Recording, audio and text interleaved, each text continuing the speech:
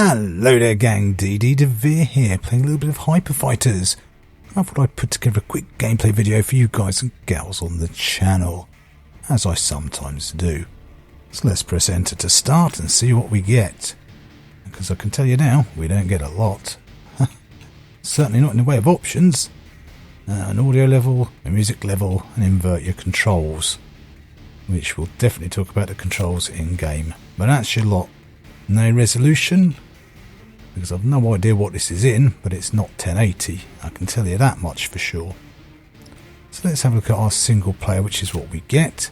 You can start a new campaign, continue a campaign, or replay a level, which I'll do that now. No idea how many levels a campaign has, so let's just start at the beginning. I'll just leave it on easy. So you get a choice of 3 aircraft: the Heavy Shark, the Medium Bolt, and the Light Wasp. And trust me, just take the Shark. You'll see for why soon enough.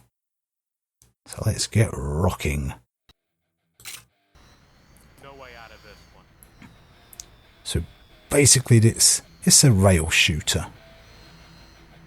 Yeah, it's a very rough rail shooter, very ugly graphics. We can see that straight off the bat. In fact, the audio is probably the most outstanding thing about it. Plenty of graphic popping. And the controls need definitely need mentioning. So this actually, I'm actually playing this with my Xbox controller and my mouse. It doesn't actually support the Xbox controller out of the box. You only have keyboard controls. And literally, it's the arrow keys. Oh, look, the auto-fire pickups randomly started. Yeah, and unfortunately, you also have a manoeuvre that you can do to get yourself out of danger. An evasive manoeuvre. But you can only do that with the R key, because there's no way to remap them. And you can only do it if you're moving. So trying to move your aircraft with the mouse, with the arrow keys, and hit R to evade, yeah, that's fun. That's really good. So well done, developers, for such absolutely shockingly bad controls. So what I did is I used the Steamer mapping software to map my arrow keys to my controller. So I've got my controller in my left hand. Now I've got my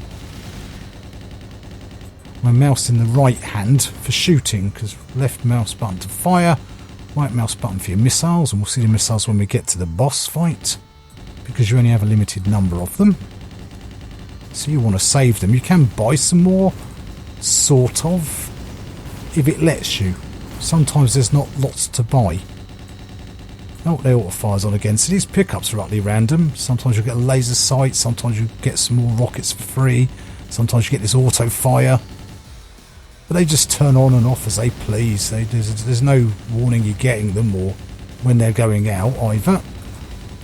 So yeah, there's lots of really bizarre design choices, including for an arcade rail shooter, there's actually a gun overheat mechanic. We can't see it right now because the auto fire doesn't overheat it. I just saw something there. Yeah, it does that a lot, but it's aircraft you can't see, or they'll come from behind you and smash straight into you.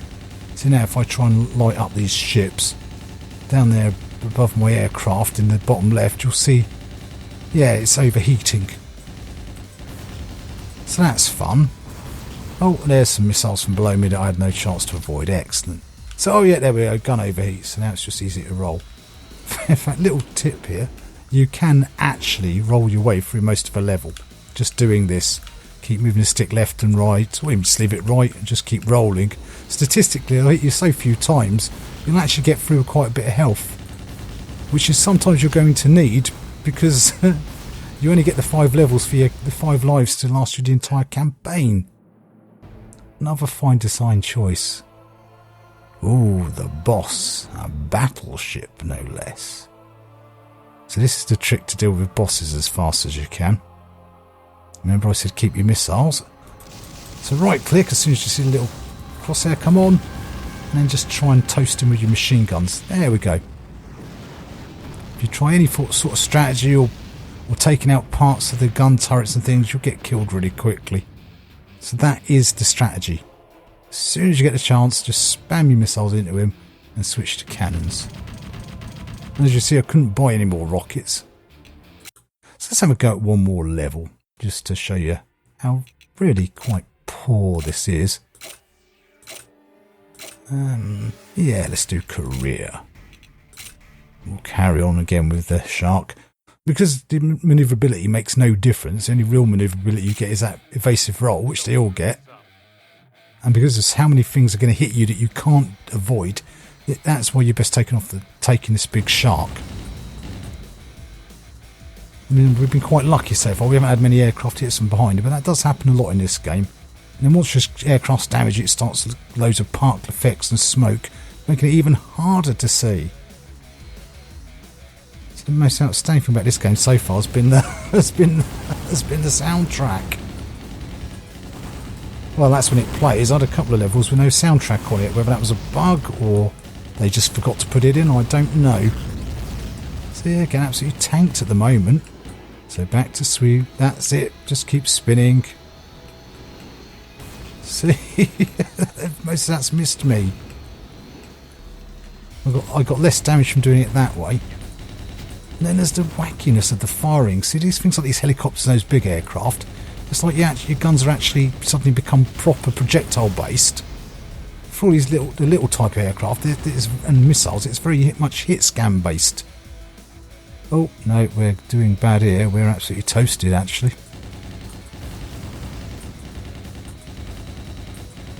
Yeah, so in grand scheme of things, this is not great.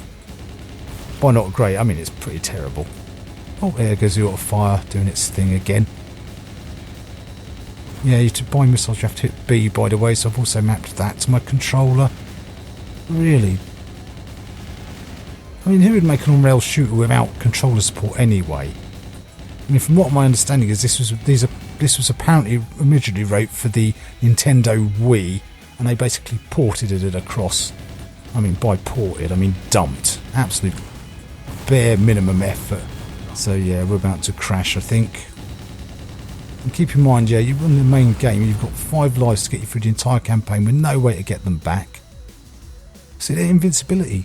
I mean, normally in a rail shooter, you'll get something like drop, and if you shoot it, you get your pick up or a way to activate it. Here, no, it's just utterly random. Utterly random. Whether you're going to have something, a pickup turn on, they're the limited that they are. You get a laser sight, which makes no difference to the accuracy. You get that auto fire, and occasionally a rocket pickup, and then so that that invincibility. That's your limit.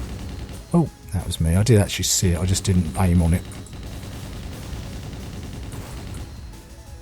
But overheat mechanic. Oh, there's just so many bad design decisions in this game. It really is. That doesn't help in the way either. Trying to see as many missiles that will come randomly from below at you in some levels. So ugly graphics, sloppy controls. Although I've made the best of a bad situation. It's not brilliant. See there, I couldn't even see him because of the particle effect. I thought I'd got him. This is going to be tight. Will we get him? Will he get us? Who knows? Let's find out, eh? Ooh, the tension. A big boss. It's a pity because the boss designs are actually quite good. I mean, for a little bit more of effort, this could have actually been a half-decent little number. Just keep hammering it, just keep hammering it, just keep hammering it. Ooh, look at that. So you still no way to buy more missiles. I don't know, that's just a boss level restriction. I don't take the risk, so I keep the missiles till I get here. As soon as he gets on the screen. Oh, we owned him. We absolutely in your face. Teabagging extreme. You know that. So basically, yeah, spin your way through the levels, save your missiles, spam them at the boss, switch to cannons and do what you can. So I think we'll definitely conclude our dealings here, gang. Hyper Fighters. If you look at the Steam store page, it's got most negative reviews for a good reason. It's pretty pants, basically. You go to find a free Flash one, and plenty of classic rail shooters out there for For low cost, it'll give you much more entertainment, because the rail shooters can be fun if they're done right. This ain't done right. That much is clear. So anyway, gang, thanks for taking time to watch the video. Hope you found it useful or maybe entertaining in some way. And as ever, do the liking, the commenting and subscribing to let me know you're arriving. And I'll see you all next time. Bye for now.